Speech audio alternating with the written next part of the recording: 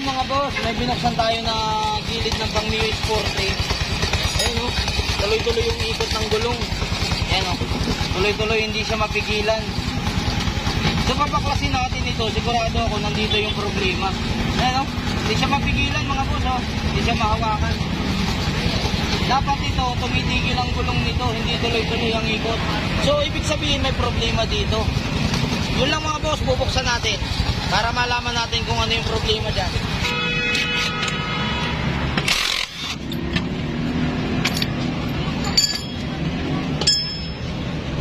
So bubuksan natin. Oh, ito yung dahilan. Nagpapalit si bossing ng clutch niya, hindi mahigpit yung pagkakalagay. Ayan mga boss, oh, kinain. Wow. Oh. Kaya yung mga nagkakabit, sisiguraduhin natin kasi yung may-ari ng motor, pwedeng madisgrasya. Ayan, videohan mo siya. Oh. Saan ka nagpakabit dito? Ayan, pwedeng madisgrasya yung may-ari ng motor. So, kaya pala naglalak yung likod kasi bumigay yung tornilyo sa ibabaw ng torque drive.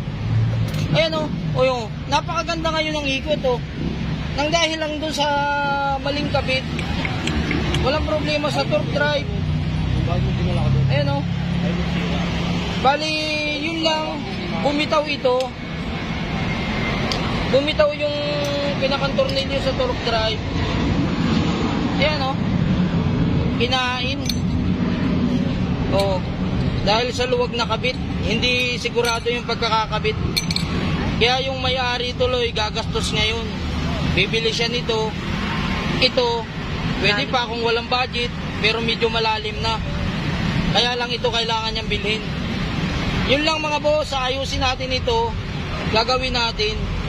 Tingnan natin yung bola.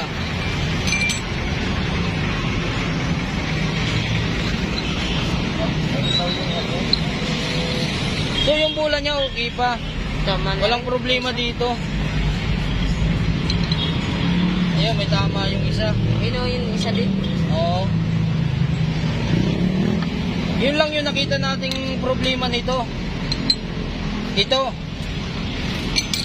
Ang dahil sa pagkabit na luwag, kaya natanggal to.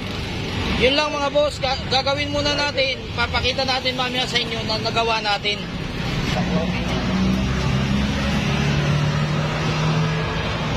Yan mga boss, pinalitan na natin itong nut ng torque drive.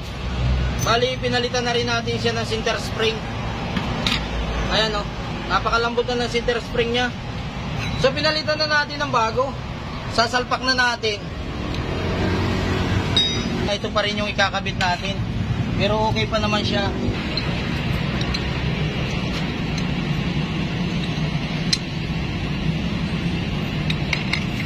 Nasalubong ko kasi siya, sabi niya sa akin, ng motor niya. Kasi tuloy-tuloy. Ang iniisip ko naman yung karburador. Yung tag doon. Ang ganda ng higpit natin yan. Yan o. Kakabit na natin.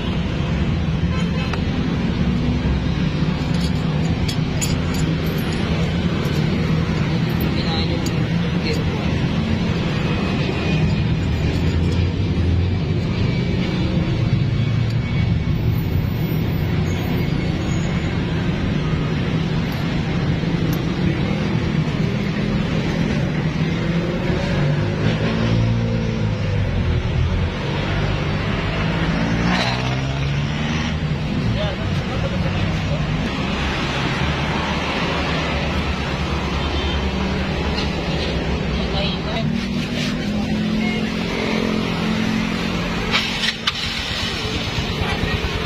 So nakakabit na natin mga boss. Ayan o, nakita nyo naman, hindi na umiikot yung gulong katulad kanina.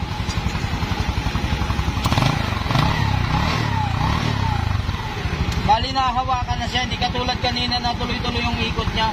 Yun lang mga boss, nagbigay lang tayo ng tip dun sa mga may-ari ng motor. Pag ganun yung nangyari sa motor ninyo, alam nyo kung ano yung sakit.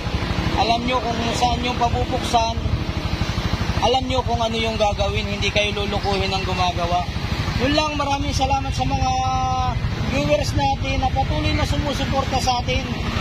Sana may natutunan kayo sa video natin ngayon. Yun, maraming salamat. God bless. Yun.